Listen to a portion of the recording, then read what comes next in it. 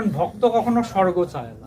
গীতায় ভগবান বলছেন, আমরা যেমন অনেক সময় ভাবি স্বর্গটাই হচ্ছে প্রাপ্তি স্থান, কিন্তু গীতায় ভগবান পরিষ্কার হয়ে বলছেন যে প্রকৃত ভক্ত, স্বর্গ মানে হলো সুখ। কেউ যদি এই জগতে কিছু ভালো কর্ম করে, দান ধ্যান তীর্থযাত্রা এগুলা করলে, এই কর্মের ফলে সে স্বর্গে গিয়া কিছুদিন দেবলোকে সুখ ভোগ করে, আবার যখন তার পুণ্য শেষ হয়ে যায় আবারও এই জন্মে ফিরে আসতে হবে। কিন্তু যে প্রকৃত ভক্ত সে চায় ভগবানের চরণে আশ্রয়, সে স্বর্গ কখনোই চায়।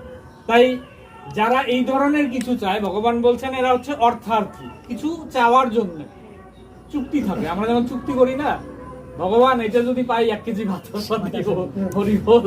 যার সবকিছু বিশ্ব সংসার, তাকে আমরা বাতাসা দিয়ে চুক্তি করব, হরি বল। বিশ্ব ব্রহ্মাণ্ড, অর্জুন বিশ্ব